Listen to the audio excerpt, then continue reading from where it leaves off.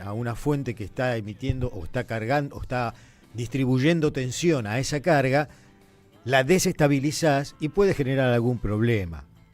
Como ya esto venía anunciado, seguramente desde las centrales y desde los lugares donde se hace la distribución estarían preparados como para que no los agarre desprevenidos. Pero medianamente espero que haya tenido al menos alguna presencia como para indicar que también hay un descontento creciente en cuanto a la situación que se está viviendo con las tarifas de los servicios públicos, en particular en este caso el de la energía eléctrica. Muy bien. Bueno, Tano, vamos a presentar a nuestro invitado, ¿te parece? Pero bien? cómo no. 22:49 con ustedes y nosotros aquí en la transmisión de Minutos Contados en la Radio de las Madres. Recibimos al señor, uno de los hermanos importantes de la dirigencia sindical de la UBA, el señor Emiliano Cañacci. Cañacchi, ¿cómo se dice? ¿Cómo se pronuncia? Cañacci. Buenas noches. Se pronuncia, si lo querés decir en tano, es Cañacci. Cañacci, por eso. Cañacci. Sí. Pero estoy acostumbrado a Cañazzi, Cagnazzi, como sale. Ya no corrijo, digamos, Cañacci. ya no corrijo. Sí, Cañacci. Estudié italiano un poco y me daba que se decía Cañacci. Bueno, Emiliano es sociólogo, podólogo, estás en la Universidad de Medicina, en la Facultad de Medicina, ¿no? Sí. Sos dirigente sindical del corazón un poco, el núcleo de Emiliano Jacobiti, dirigente radical que tiene mucho peso en la Universidad de Buenos Aires. ¿Esto es así? ¿Sos parte de ese armado político que tienen las universidades? A ver, es más complejo. Yo no Sí. lo centraría solo en la figura de Emiliano Jacobiti. ¿Es tu referente o no? Dentro de la universidad es un referente claramente. Sí. Digo, en el sindicato sí tenemos la autonomía de la representación de los trabajadores y las trabajadoras, en este caso docentes, digo, y en nuestro sindicato en particular, que es ADUBA, que es la Asociación de Docentes de la Universidad de Buenos Aires, sí. En realidad hay lo que vos quieras de todos los colores políticos. Digo, en mi caso yo vengo del radicalismo, soy afiliado, o sea, me preguntás, soy afiliado al Partido Radical, pero siempre digo, soy afiliado al Partido Radical de la Revolución del Parque. Digo, claro, sí. Que siempre ¿Qué diría Leandro Denialén hoy, no? Claro. Siempre aclaro eso. ¿No? Vos me preguntás, soy radical, soy afiliado. Sí, el campo nacional y popular radical. Pero me referencio a ese radicalismo. Hace un rato te venía escuchando cuando venía para acá con lo que el presidente en el día de ayer, ¿no? Creo que fue en ese ataque a Raúl Alfonsín. Digo, si hay algo que, más allá del gobierno, ¿no? Me parece que la historia terminó rescatando esto de la figura del padre de la democracia, claro, y excede a la propia historia del radicalismo, y es la historia del pueblo argentino hoy, y en esta cuestión de tratarlo de golpista, al que todos reconocemos, digo, como el padre de la democracia, o si querés, uno de los... El padre de la democracia, el triunfo de Raúl Alfonsín fue muy contundente en un momento donde se necesitaba una dosis de democracia muy fuerte. Veníamos de la peor dictadura de la historia, ¿no? Totalmente. Entonces, me parece el ataque ese de ayer, ¿no? Digo que, por eso venía escuchando y que vos resaltaste esa cuestión, tiene que ver con lo que viene haciendo el gobierno en términos generales. Me parece que es construir relatos. Digo, son improvisados en muchas cuestiones del gobierno, menos en la comunicación. La comunicación creo que la manejan y nos van instalando cuestiones todo el tiempo para que hablemos de esas cuestiones, pero no hablemos de lo que realmente pasa en nuestro país. A ver, desarrollar eso que me interesa. Hoy Chiche Dualde decía lo mismo, ¿no? Que Chiche salió a defender a Dualde, ¿no? A su compañero, pero me interesa esa visión que estás tirando. Ahí lo extendemos y después vuelvo a lo de la conducción dentro de la universidad. Sí. Mira, voy al caso nuestro particular de los docentes, las docentes y los trabajadores no docentes, ¿no? Digo, desde el principio del conflicto universitario, que es desde que llegaron al gobierno, hace 10 meses, han ido generando instancias de ataque particulares, ¿no? Digo, primero era la cuestión de la corrupción, muy en general, sin aclarar, sin especificar, pero claramente era hacia las autoridades esa corrupción. A nosotros, a los y las docentes, eran el adoctrinamiento. Digo, y Sturzenegger y Caputo y yo somos egresados todos de la misma universidad y no pensamos igual. y a los y las estudiantes se los atacaba fuertemente con la cuestión de la militancia partidaria dentro de la universidad, que si es algo a rescatar es la militancia partidaria dentro de la universidad, ¿no? Que nos permite a todos aprender a convivir y que tengo que estar con el otro. Enhorabuena que exista eso. Pero creo que es una de las cuestiones que rescatamos de la universidad, más allá de la generación de profesionales de distintas disciplinas, es el aprendizaje de la convivencia democrática. Adentro de la universidad estamos todos y todas, y no importa cómo pensés, digo, yo tengo que convivir con vos, vos tenés que convivir conmigo, y a partir de ahí tenemos que construir la universidad que queremos. Y nos ha ido atacando a cada uno de manera particular. Hemos sabido, los universitarios, las universidades, mantenernos unidos y entender que este conflicto nos trasciende. O sea, acá no hay una cuestión particular, sino que nos trasciende. Nos toca enfrentar esta situación, pero nos trasciende. Después llegó el tema de los alumnos fantasma, ¿no? Sí. Los estudiantes fantasma. Sí. Después llegó el tema de... Decí lo que eran los estudiantes fantasma. Los estudiantes fantasma estaban... Como que no había cursos. Exactamente, planteaban como que era una cantidad de alumnos que se inflaba para obtener más presupuesto, lo cual, primero, es una mentira que el presupuesto se discuta a partir de la cantidad de estudiantes por universidad, sino universidades... No quiero ser autorreferencial, no como la Universidad de Buenos Aires, por el volumen que tiene, tendría mucho más presupuesto del que se asigna. Por lo tanto, mentir desde la consecuencia, que eran los alumnos fantasma, pero mentir también por qué se hacía, que era obtener más presupuesto. Y ahora llega la cuestión de las auditorías, ¿no? Y están con las auditorías, y que no se dejan auditar, que sí se dejan, que no se dejan. Creo que lo que hay de fondo es la construcción de un relato constante, ¿no? Para no discutir lo que en el caso nuestro de los universitarios y las universitarias no se animan a discutir de frente, porque hubo dos instancias muy fuertes en este año, que fue el 23 de abril y el 2 de octubre, donde la sociedad en su conjunto salió a defender este modelo de universidad, con ingreso irrestricto, con 5 premios Nobel, la única universidad de Latinoamérica que tiene 5 premios Nobel, con universidades públicas nacionales que salen, no solo la UBA, La Plata, Córdoba, en los mejores rankings internacionales, ubicando a las universidades públicas nacionales en lugares que no tiene ninguna universidad privada del país, pero tampoco de Latinoamérica. Es una herramienta de transformación irreemplazable y de movilidad social. Todos los que pasamos por la universidad y los que no pasaron, tenemos el anhelo que nuestros hijos, nuestras hijas, nietos, nietas puedan acceder a la educación superior. Pero ¿sabes por qué? Porque nuestro ADN lo tenemos incorporado, que la universidad pública permitió que montones de generaciones mejoren su condición social, no solo para sí, sino también para el entorno. Para la sociedad en general. Y eso lo tenemos arraigado. Entonces esa sociedad salió a defender ese modelo de universidad.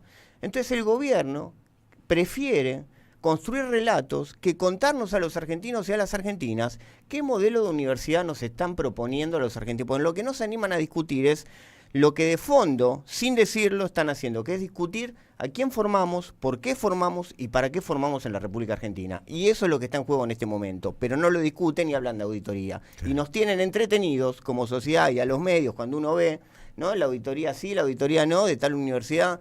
Entonces me parece que se esconde un debate profundo que no se animan a darlo por esa respuesta que hubo en términos sociales, pero que sin embargo siguen atacando a través de ¿qué? De generar relatos. Entonces, nos quejábamos en términos generales de gobiernos que construían relatos, y hace 10 meses que vivimos en un relato continuo. En el caso de las universidades, como en cualquiera de las otras instancias donde el gobierno toca algo, es mero relato que nos permite confundirnos, intenta confundirnos, y también lo que hace es no permitirnos pensar qué es lo que le está pasando al otro. Como me tengo que ocupar de lo que me está pasando a mí, ya sea desde la construcción del relato, como ahora esto de lanzar el ARCA y allá anunciar que van a despedir 3.100 trabajadores, pero no hay nombres, no hay listado, bueno, pero genera miedo en los trabajadores y las trabajadoras. Genera. Hoy salió este Gordo Dan, que es un vocero de las redes, un referente que ha elegido este gobierno y sponsorea, a decir que el Estado había que echar a toda la gente que no era ideológicamente compatible con el proyecto de Javier Milei, bueno, entre otras cosas. Ahora parece que querían proponer llevar a la Cámara de Diputados un proyecto que eliminara las PASO y con el dinero de las PASO otorgar una compensación a las universidades por el atraso que están sufriendo con respecto a los aumentos, que se quedaron muy atrás los sueldos y están desfinanciadas las universidades, es todo un disparate arriba del otro, un problema que se precipita al lado de otro, o sea, no se termina de resolver un problema que ya te ponen otro delante.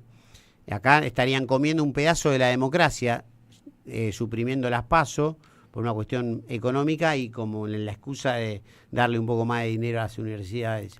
Y después, bueno, el tema del radicalismo, ¿no?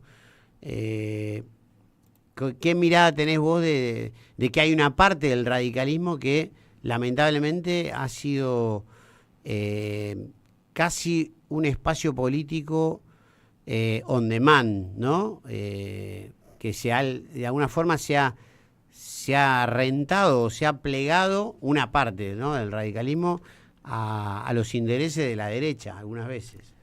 Te voy a tomar para el futuro repetir lo del radicalismo on demand. Esa te la tomo. Creo que el Partido Radical nace como un partido nacional y popular, representando a aquellos sectores que no tenían representación, como cuando surge el peronismo, que viene a representar a sectores industriales, urbanos, ese nuevo sujeto urbano que no tenía representación. Bueno, el Partido Radical creo que gran parte se olvidó de ese origen nacional, popular, ¿no?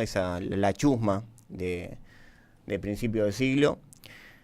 Pero también creo que en estos partidos tradicionales, con tanta historia, son partidos que resurgen desde sus orígenes. Y me parece que hoy, si bien este partido on demand, que parecería que viene corriendo, o a veces corriéndose hacia la derecha, ni siquiera siendo el partido que impone el discurso de derecha, ¿no?, sino yendo detrás de otra derecha. Ni siquiera parecería que tuviera deseos de poder. Claro. Creo que hay hoy un resurgir, ¿no?, y una cierta rebeldía que se expresa en la ruptura que hubo hace pocos días del bloque radical, entendiendo que lo que estaba pasando no podía ser y que no era una representación real, por dos cuestiones que pasaron en los últimos meses. Una, el voto a jubilados y después el apoyo al veto, el voto a el financiamiento universitario y después el apoyo al veto.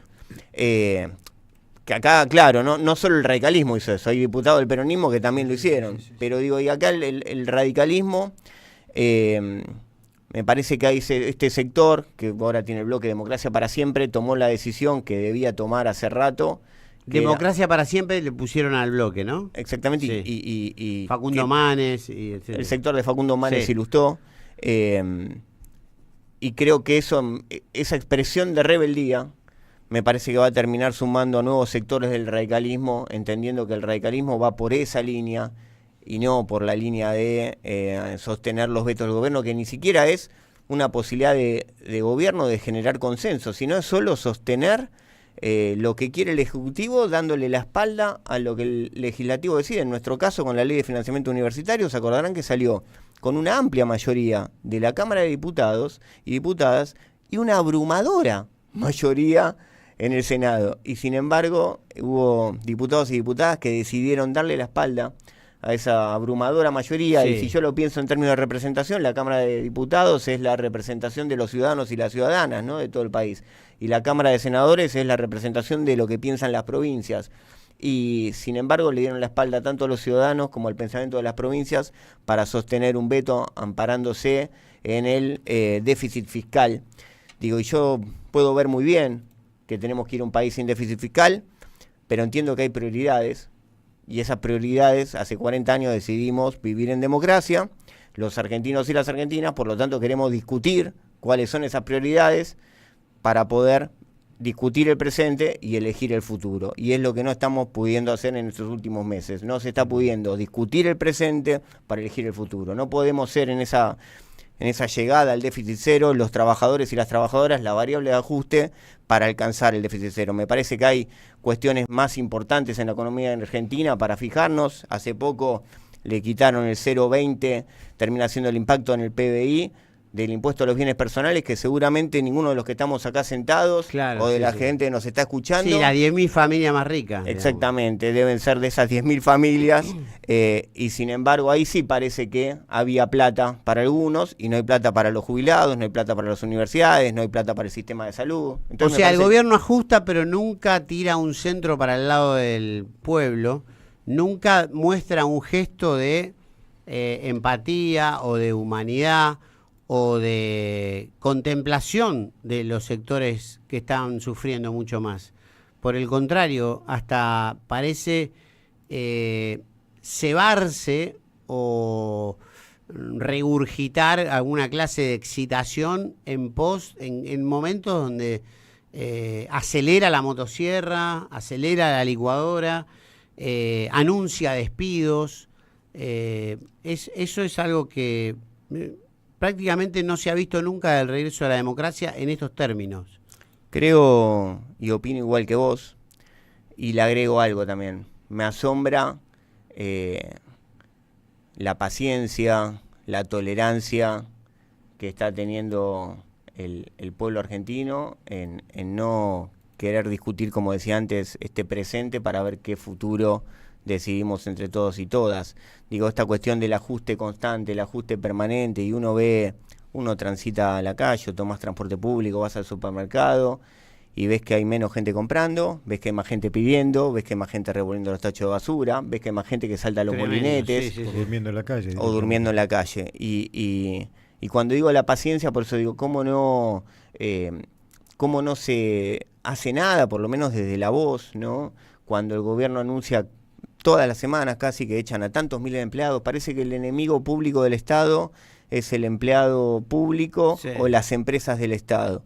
Entonces creo que a esa cuestión que parece que hasta divertida, ¿no? Cuando lo anuncian, ¿no? Digo, sacamos tantos empleados, ¿no? Y van a bajar tantos contratos.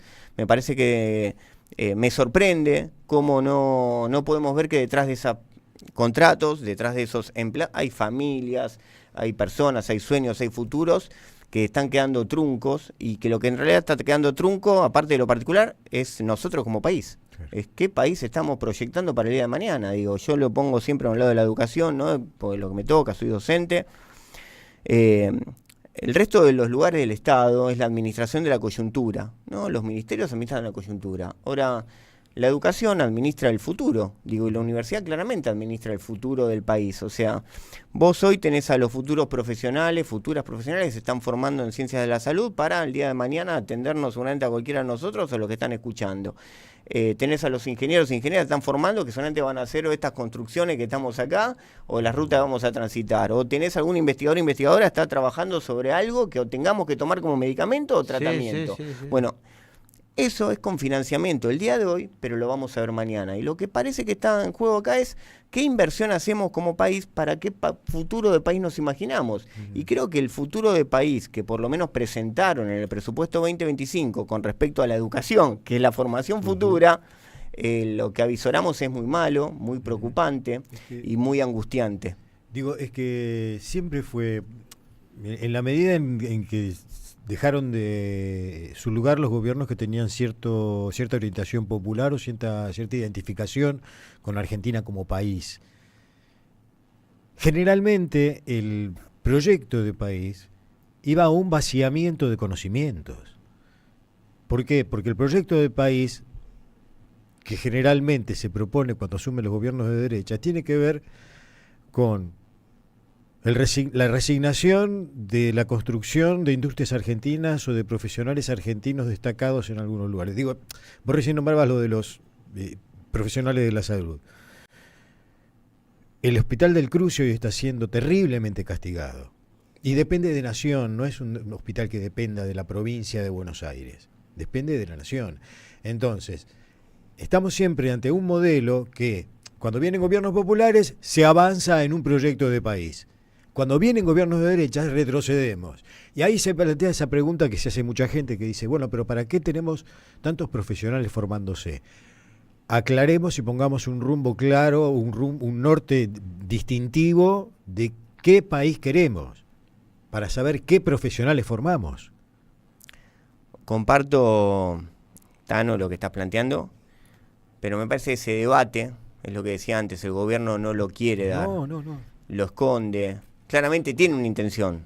Me parece que como gobierno sí tienen claro hacia dónde quieren ir con el sistema universitario, ¿no? Y por eso en el presupuesto 2025 presentaron el 0,53 del PBI, cuando el CIN, que es el Consejo Interuniversitario Nacional, que reúne a todos los rectores y las rectoras de las universidades nacionales, estaba pidiendo para funcionar, lo que proyectaba era el 1%, que el 1% del PBI no es ni más ni menos que el promedio histórico. No estamos hablando de los gobiernos que más invirtieron, los que menos. No. El promedio histórico. Y el gobierno no solo hace caso omiso, sino que aparte le recorta casi un 50% a ese promedio histórico. Entonces, claramente hay un proyecto del sistema universitario, pero no nos los dicen, no nos los cuentan. No se animan a debatirlo, no quieren debatirlo. Es que nos queda muy claro también con lo que pasa o lo que se proyecta para el 2025 al respecto de lo que es ciencia, tecnología e investigación. El 0%.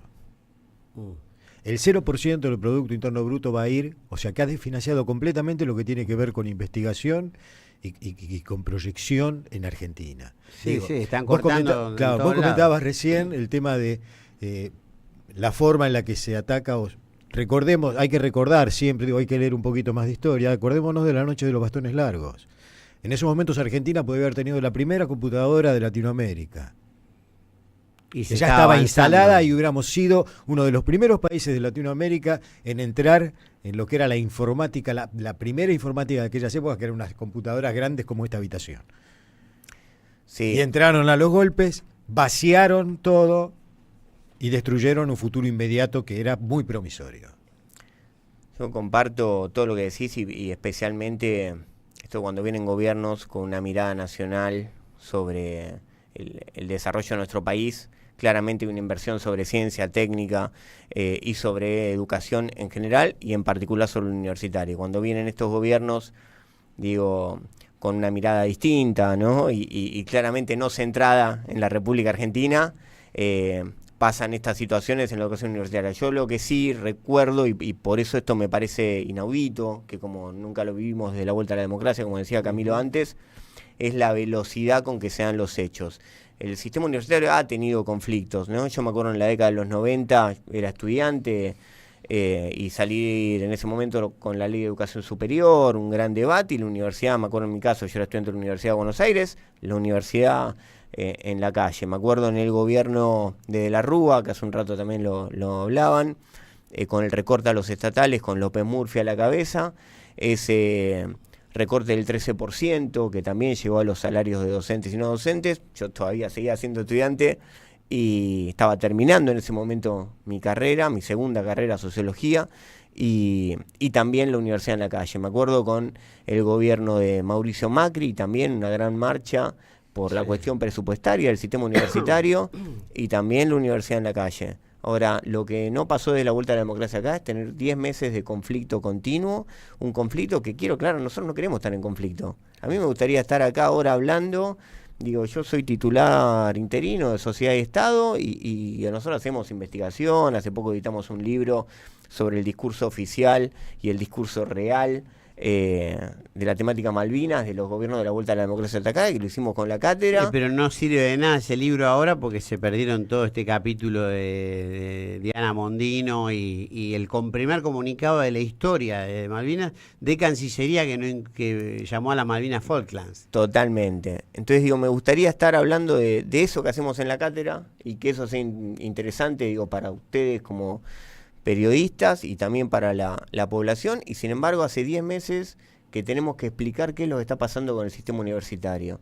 Digo, y esto creo que queda claro también que hay un interés sobre el sistema universitario, porque en estos 10 meses, digo, todos los medios, sin importar el color, a veces con más fuerza, con menos fuerza, todos hablando de lo que está sucediendo. Sí, pero a veces poniéndose en favor del gobierno, ¿no? Justificando que en realidad las universidades tienen una caja porque cuando hacen algunas concesiones, contrataciones. Por eso te hablaba del relato, porque si el gobierno hubiera tenido realmente algo en 10 meses ya hubieran ido a la justicia llevando alguna denuncia con respecto a alguna auditoría o anterior de alguna de las 60 y pico, 62 universidades nacionales que tiene el sistema público argentino, y sin embargo en 10 meses no llevaron ninguna denuncia a la justicia. Claro, nada. Solo es una construcción de relato. Y te agrego algo, el 90% de promedio de todas las universidades nacionales, el presupuesto es salario, docente y no docente, que ese mes a mes lo No, el manda costo el operativo, Poder la Ejecutivo. luz, El 10% son los gastos de funcionamiento, que eso es lo que se audita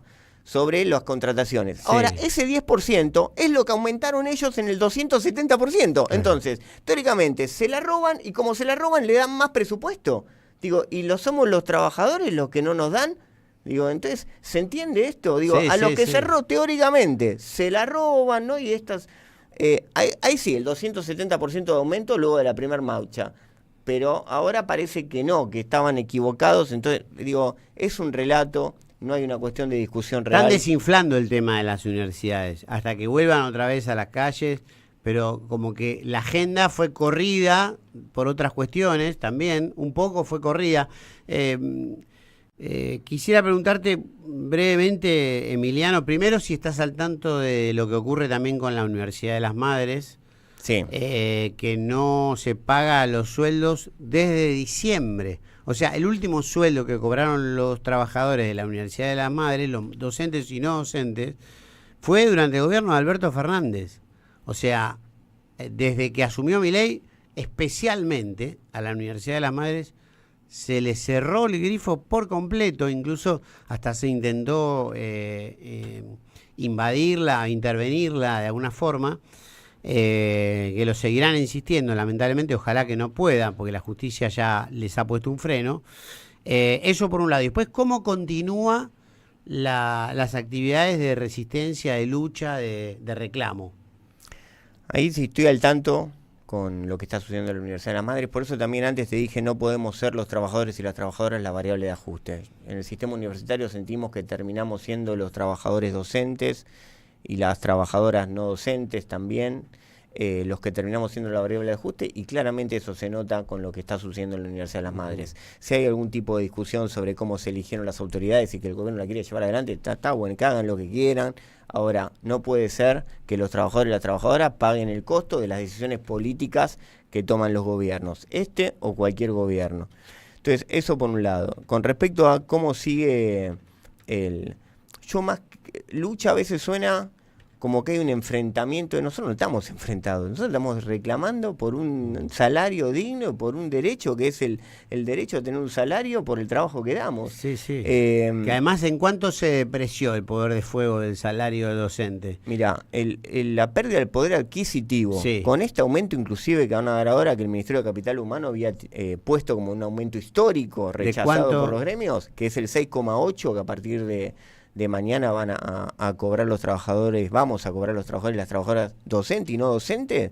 Bueno, con ese aumento y todo, con el impacto, igual la pérdida del poder adquisitivo desde la llegada del gobierno es del 35% casi. Porque acá lo que hacen también en esta trampa... Aeronavegantes que quieren vender aerolíneas, creo que ya tienen un 70% de pérdida. Cuando lo hacemos con inflación, Sí. eso casi el 60%. Claro. Poder adquisitivo el 30%. Porque acá la trampa que nos hace el gobierno con las cuentas, y eso nos pasa a todos los sectores que somos trabajadores y que tenemos paritarias.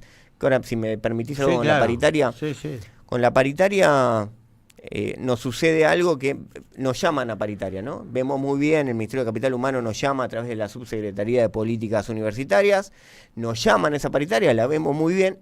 La paritaria es un diálogo entre partes, eso es una paritaria, Sí, sí, que aparte sí, está completamente. establecido en los convenios colectivos de trabajo, que en este país, en nuestro país, tienen fuerza de ley.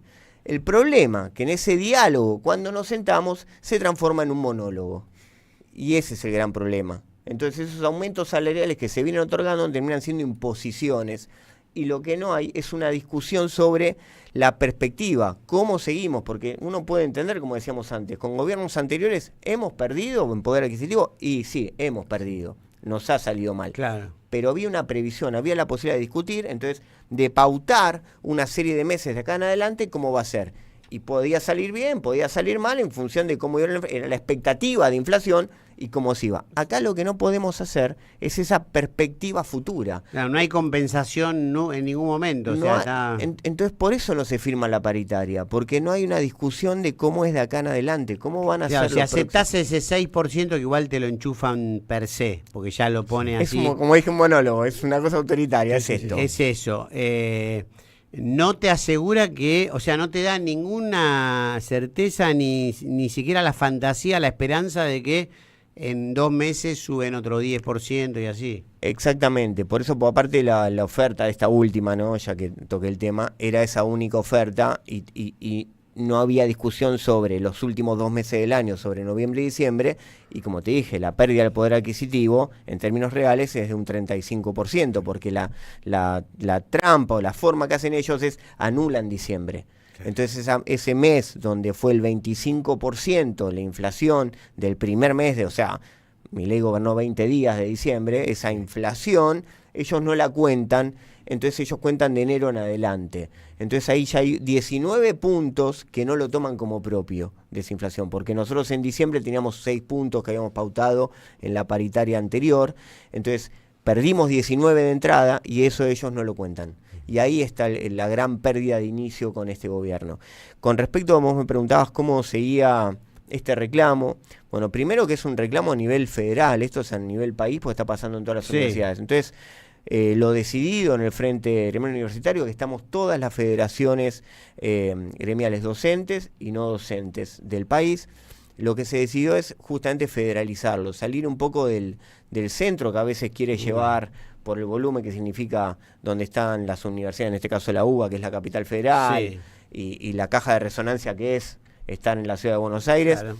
Vamos a empezar mañana, 1 de noviembre, en una serie en las universidades nacionales con instancias de visibilización de este conflicto, y mañana comenzamos en la Universidad Nacional de La Plata. Y así va a ser en cada universidad nacional del país hasta la fecha de votación, que se estima que va a ser el 14 de noviembre, donde vamos a estar seguramente convocando nuevamente. ¿Cómo es la votación? La votación del presupuesto, del presupuesto 2025 se estima que va a ser el 14 de noviembre. Nosotros estamos trabajando y ya lo habíamos hecho. ¿Van a movilizar ese día? No queremos llamar movilización porque si no es poner la expectativa muy alto. Sí vamos a estar presentes el día de la votación, los sectores universitarios, como hicimos cuando se discutió en el Congreso la ley de financiamiento universitario. ¿Es un miércoles, no? En conjunto, creo que es un jueves, pero te lo estoy diciendo de memoria. Con la FUA, que es la Federación Universitaria Argentina, con las federaciones docentes, no docentes y todo junto. Pues si hay algo que supimos en estos 10 meses de conflicto es mantenernos unidos, más allá de lo que cada uno en términos partidarios piense, más sino acá entender que el sistema universitario está en peligro y por eso la unidad. Sí, inclusive hemos tenido aquí la palabra de un referente de la UTN, de la Universidad Tecnológica Nacional, que también cuenta... El rector. El rector de la, si mal no recuerdo, de la Regional Córdoba, era el... No recuerdo, pero el rector que estuvo conversando con nosotros y comentaba exactamente esto que vos decís, ¿no? Que han conseguido hacer una hegemonía más allá de los diversos intereses que tenga cada una de las universidades. Mira, una cuestión con esto que les contaba, hemos ido a visitar a los distintos bloques parlamentarios cuando fue la discusión de la ley de financiamiento, una vez salió del Congreso, y nos han recibido tantos radicales, peronistas, gente del bloque de Pichetto, del PRO. Los únicos que no nos recibieron, que no nos contestaron, fue el bloque de La Libertad Avanza. Ni siquiera, nosotros entendemos, no tienen por qué saber, no están obligados a saber ni cómo es el sistema universitario. No tienen por qué saber nada, porque muchos no saben nada. O sea, si vas a hablar con... Pero sí creo que tienen la obligación de escucharnos, porque para eso son representantes del pueblo, ¿no? Digo, para eso hay representantes por la Ciudad de Buenos Aires. Yo tengo domicilio en la Ciudad de Buenos Aires y creo que como ciudadano, y en este caso tengo una representación gremial, merezco ser escuchado. Después te puede gustar o no lo que escuchás, pero merezco ser escuchado, y el bloque que no nos recibió, y siempre estas visitas han sido en conjunto, docentes, no docentes, estudiantes, la FUBA, con la representación que eso significa, y no nos han recibido, no nos han dado ninguna reunión. Obviamente que vamos a seguir insistiendo porque queremos, como te dije, tienen por qué no saber cuál es el nivel de nuestros salarios y qué es lo que se está poniendo en peligro con este presupuesto 2025, pero sí quiero remarcar que sí tienen la obligación de escucharnos. Sí, sí. Emiliano, gracias por venir. Le mandamos un abrazo grande al Tano Viani. El Tano fue gestor de esta nota, un gran compañero Tano, peronista, pero muy ligado también a ustedes, que trabajan todos Muy ligado a la facultad de... Un fenómeno, el Tano Ciencias Viani Médicas. es una autoridad, ¿o no? Es un dirigente con... Es un referente, creo Sí. yo. Por eso cuando vos me preguntabas antes, yo te dije, Emiliano Jacobit es un conductor dentro de la universidad, Sí. claramente, porque tiene un rol formal, que es el vicerrector, pero me parece en la Universidad de Buenos Aires y en todas las universidades sí hay un variopinto de representación política partidaria, Sí. que aprendemos todos a convivir y también, y lo que aprendemos principalmente es que lo que pensás vos no es en contra mío. Y vos aprendés que lo que pienso yo no es en contra tuyo, sino que al contrario, nos podemos enriquecer, y creo que el Tano, obviamente es un peronista histórico. Y Un gran peronista. Con mucha, y aparte es muy agradable hablar con él porque Un tiene tipazo.